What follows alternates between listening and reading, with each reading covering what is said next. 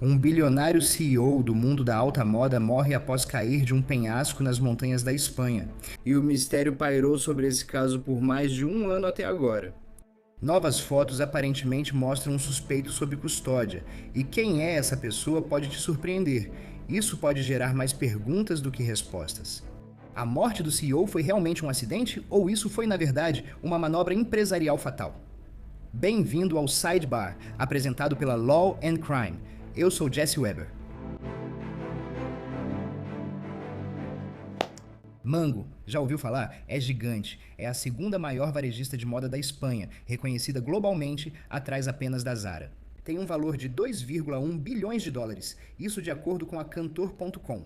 A própria empresa diz que tem mais de 2.900 lojas em mais de 120 mercados ao redor do mundo. Isso é enorme. Aliás, você talvez até conheça a loja. Talvez você já tenha feito compras lá em algum momento, mas o que você talvez não soubesse é que o fundador e CEO, com um patrimônio líquido estimado em 4,5 bilhões de dólares, morreu não faz muito tempo. E foi de uma forma tão trágica. De acordo com um relatório do veículo El Mundo, em 14 de dezembro de 2024, Isaac Andic, de 71 anos, iniciou uma caminhada na trilha Les Fouchades. Ela está localizada nas montanhas de Montserrat, na Catalunha, Espanha. Peço desculpas se eu pronunciar algo errado aqui, mas o conselho responsável pela área diz que a trilha de 5,5 km é considerada de dificuldade média, ou seja, não é uma trilha muito difícil. Essa não foi a primeira caminhada do CEO, o que é relevante considerar. Porque em algum momento durante essa jornada, Isaac supostamente escorregou e caiu 97 metros, o que provocou uma grande operação de emergência com um helicóptero e equipes de busca e resgate. E infelizmente, Isaac morreu no local, sofreu múltiplos ferimentos por causa da queda. Agora, as autoridades conduziram uma investigação. Incluiu analisar o local da queda e entrevistar testemunhas na trilha de caminhada. E o mais importante desses entrevistados foi seu filho Jonathan, que aparentemente o acompanhou na caminhada naquele dia. De acordo com o El Mundo, ele disse à polícia que ouviu o som de pedras caindo e viu seu pai despencar montanha abaixo quando se virou. Aqui está o problema. Segundo relatos, suas declarações à polícia começaram a ficar inconsistentes. Isso foi inicialmente atribuído ao choque de Jonathan. Relataram que ele ligou para a parceira da época antes de acionar as autoridades após a suposta queda do pai. No mês seguinte, autoridades concluíram que a morte de Isaac foi acidental. E o caso permaneceu assim por quase 3 meses. Em março de 2025, um tribunal espanhol mandou reabrir o caso porque a polícia não teria concluído o relatório oficial. Segundo o El Mundo, o tribunal buscava mais informações da visita ao local, análise de dados telefônicos e depoimentos das testemunhas coletados. A polícia também teria reentrevistado Jonathan, filho de Isaac. Em maio de 2025, o El Mundo informou que a polícia oficialmente manteve sua teoria de que a queda de Isaac foi um acidente. Isso ocorreu após revisar toda a investigação e supostamente entrevistar Jonathan várias vezes. Aliás, mais sobre Jonathan. Ele trabalhou com o pai na Mango durante todo o desenvolvimento e, em 2007, foi pioneiro da Mango Man, primeira linha masculina da empresa. Em 2012, ele era do conselho de administração da Mango e depois virou vice-presidente do conselho. Segundo o El Mundo, em 2014, Isaac já havia delegado a gestão operacional a Jonathan. Mas, aparentemente, depois de 2 anos consecutivos de prejuízos, Isaac decidiu tirar o filho dele do cargo operacional e retomar o controle. Essa decisão teria abalado o relacionamento deles. Novamente, isso foi noticiado, mas não sabemos ao certo, em junho de 2025, 6 meses após a morte do pai dele. Jonathan teria renunciado ao cargo de chefe da Mango Man, permanecendo como vice-presidente do conselho de administração da Mango e passou a focar mais sua atenção nas holdings da família. Isso inclui a Punta Non Holding, que é uma empresa imobiliária, e a MNG Mango Holding, que aparentemente também é administrada pelas duas irmãs de Jonathan. E, de acordo com a Mango, isso fazia parte de um plano contínuo de separação entre propriedade e gestão, iniciado em 2020 pelo próprio Isaac, quando ele nomeou um novo CEO que não fazia parte da família. Mas ficou claro que Jonathan, o filho mais velho de Isaac, supostamente ainda tem uma grande participação no império do pai. E, em meio à tragédia, tudo, ao que parece, continuava funcionando normalmente. Então você avança para outubro de 2025 O El Mundo informa que a investigação da morte de Isaac foi reaberta pela segunda vez, com a polícia reanalisando o celular de Jonathan, já que ele teria entregue um aparelho diferente do usado no dia da trilha. A polícia também teria analisado supostas declarações inconsistentes de Jonathan sobre a morte do pai. Não sabemos se são inconsistentes, essa é a alegação relatada. E eu vou explicar o que isso significa e o que pode não significar em um instante. Mas outro veículo espanhol, o El País, relatou que na época os investigadores haviam encontrado várias pistas, que, quando consideradas em conjunto, levaram os investigadores a se afastarem da ideia de um simples acidente e a considerarem a possibilidade de um homicídio.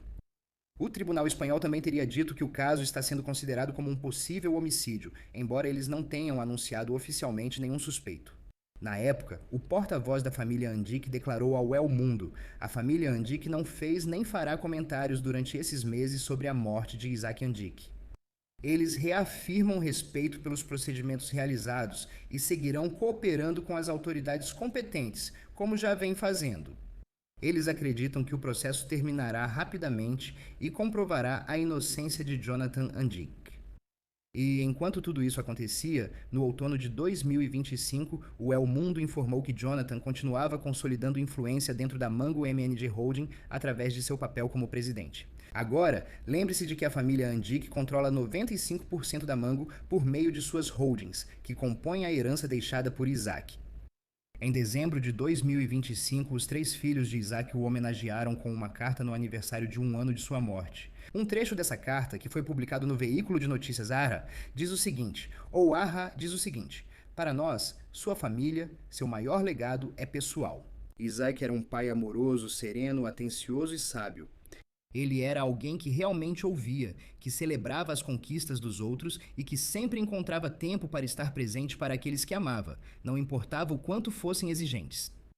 Lembre-se, a investigação sobre a morte do pai deles ainda estaria em andamento e pode ser um homicídio, certo? Então agora avançamos 5 meses até hoje, terça-feira, 19 de maio. E Jonathan teria sido oficialmente preso pela polícia, mais especificamente pela polícia da Catalunha, sob suspeita de homicídio em conexão com a morte de Isaac. No entanto, até o momento dessa gravação, não houve nenhuma acusação formal confirmada.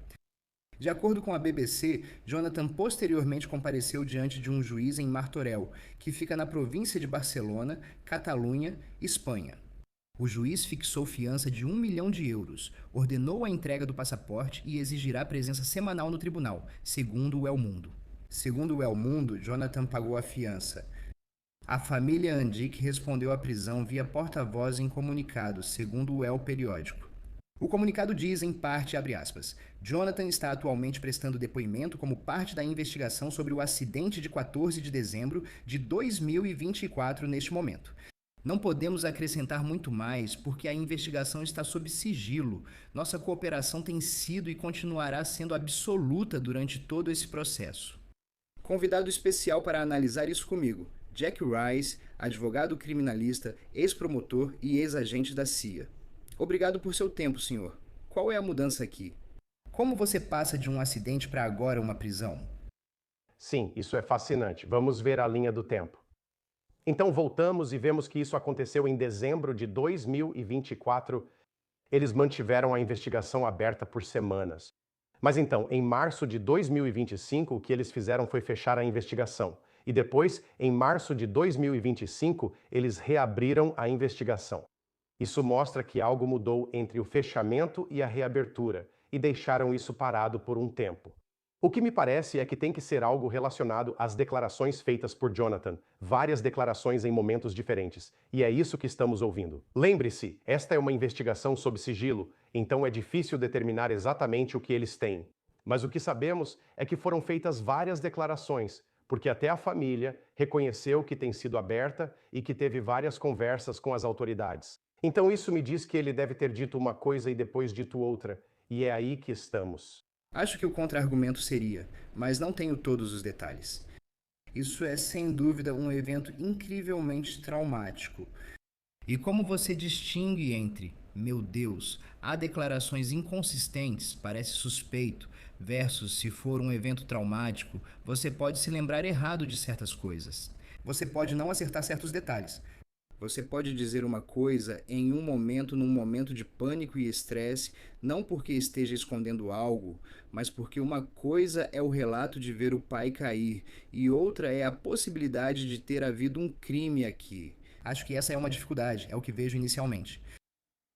Quero dizer, eu mesmo vejo a fragilidade nesse caso porque sabemos como a mente humana funciona.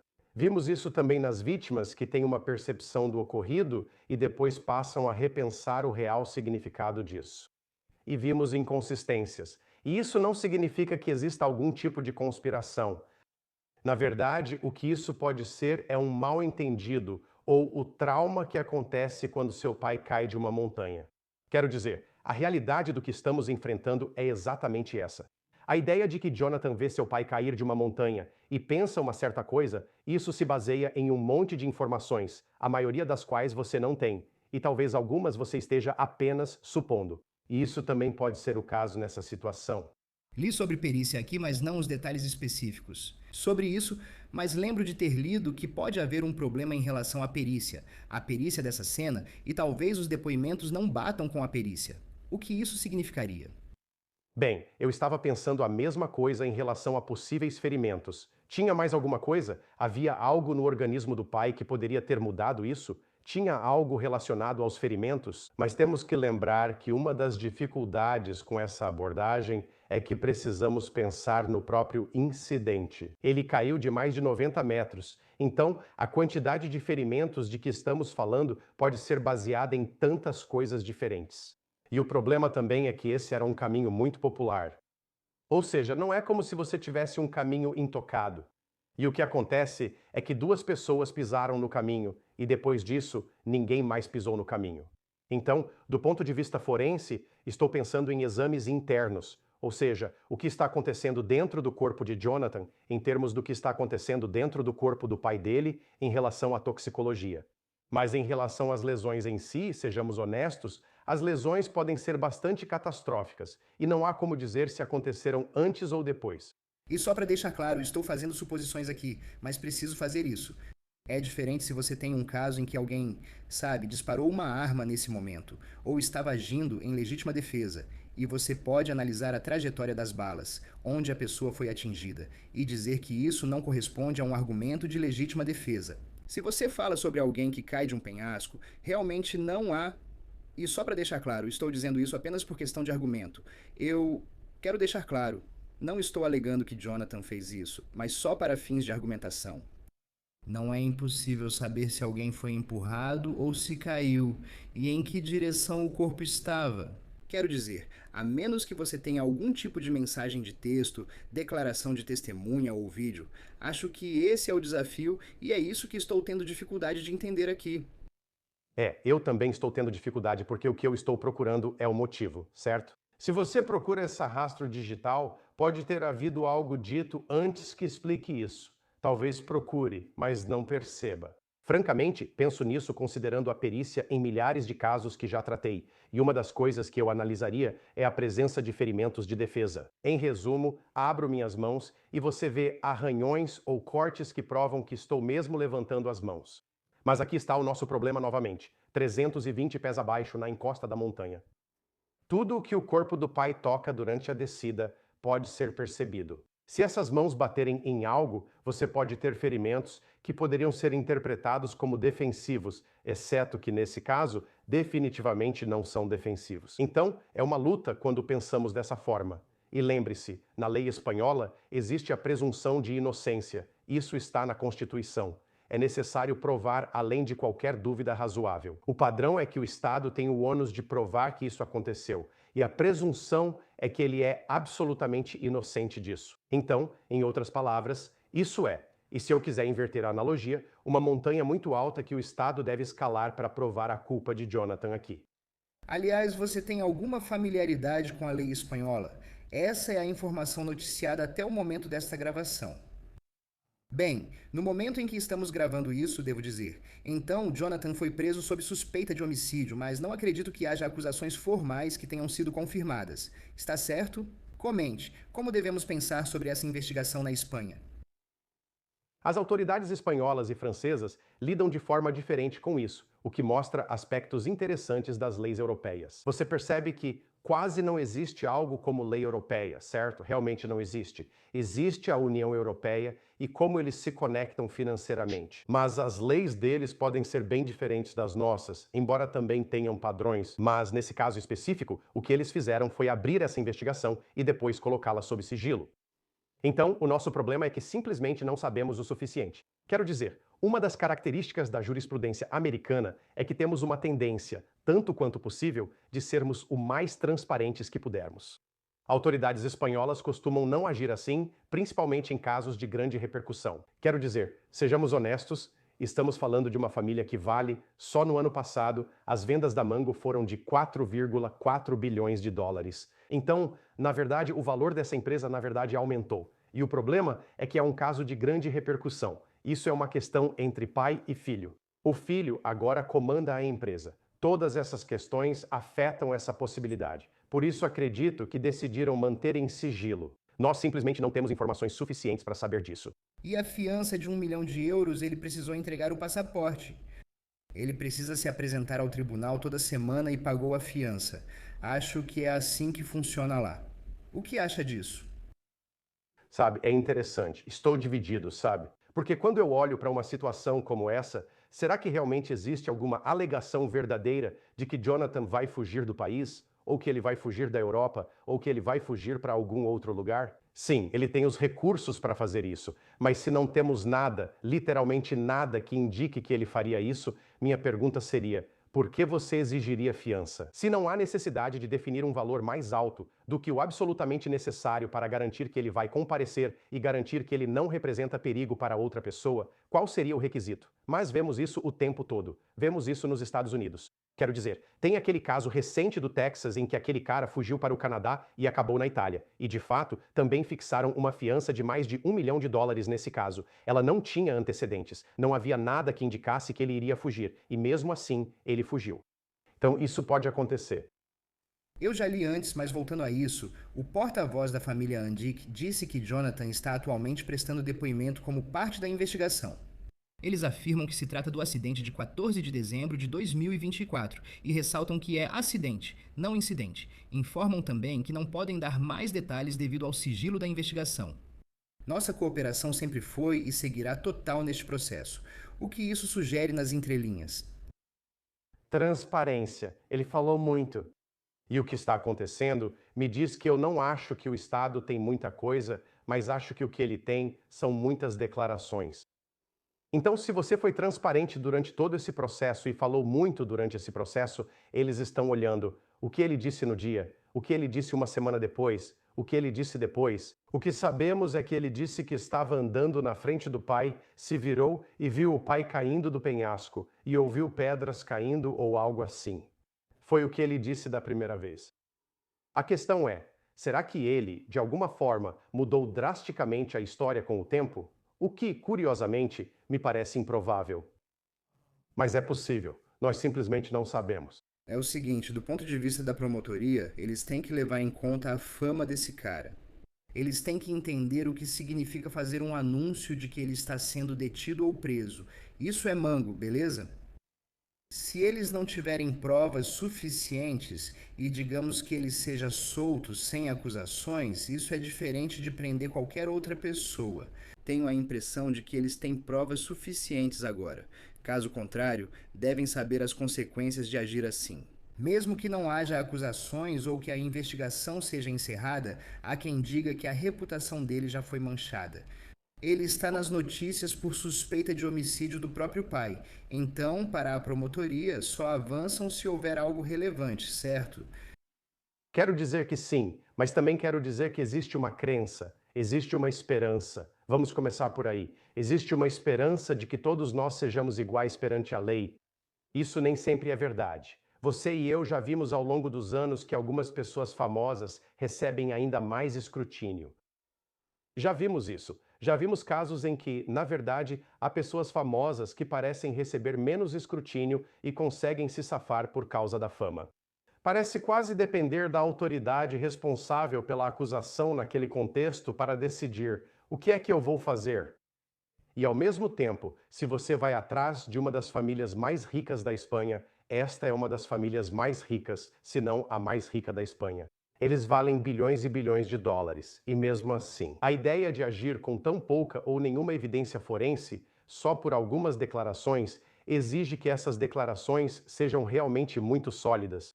Essas declarações devem ser realmente fortes, pois, caso contrário, as consequências para uma família que questionou as autoridades espanholas sobre quem tomou essa decisão podem ser graves. Tenho a impressão de que, se o caso for arquivado, eles não vão deixar passar e vão investigar toda a cadeia de comando para achar quem autorizou. O que você acha das reportagens? Só mais algumas partes sobre isso. Estou curioso para saber sua perspectiva. O que você acha das reportagens sobre ele ligar para a parceira da época antes de chamar as autoridades quando o pai supostamente caiu? Alguns consideram isso suspeito.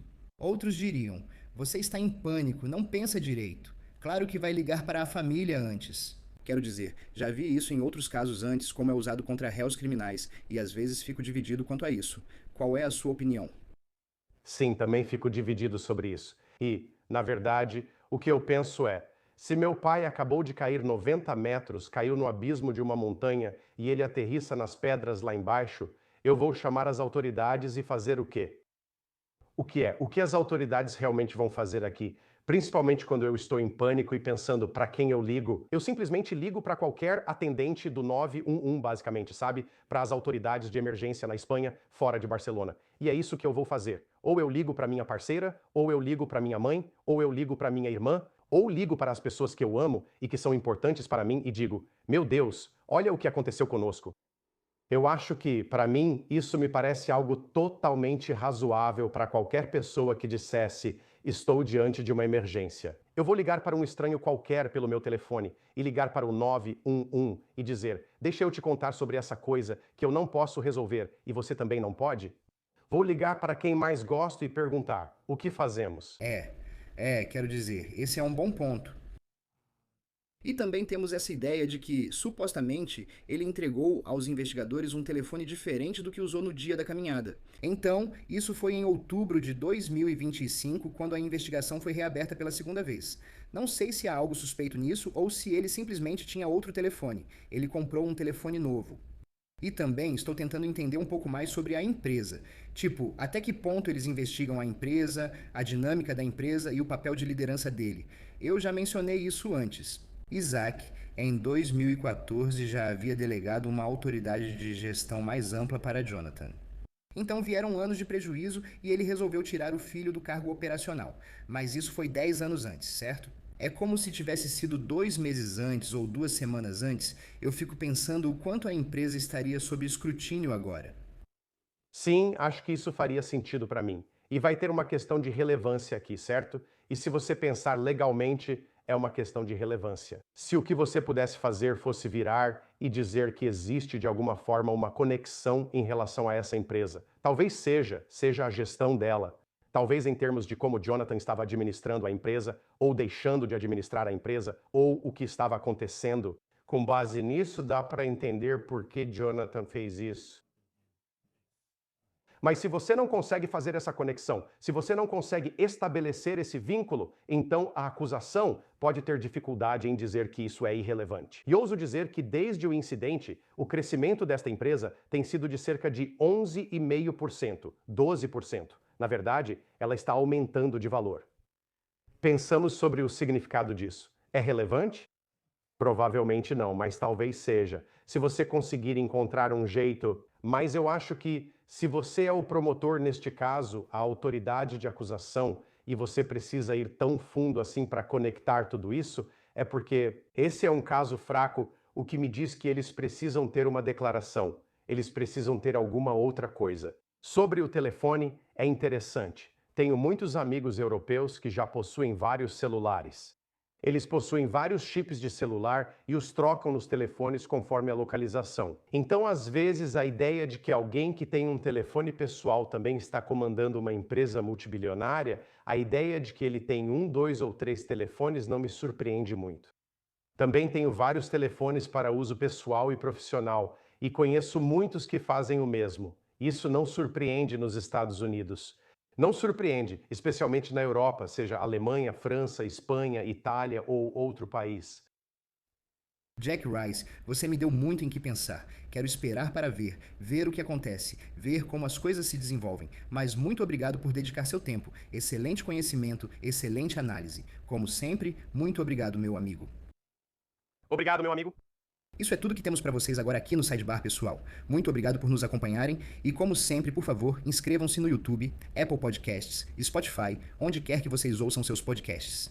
Vocês podem nos ver na Peacock da NBC. Me sigam no X, Instagram e no Jesse Weber Live na News Nation, de segunda a sexta às 23 AH, leste dos Estados Unidos. I'll see you next time, everybody.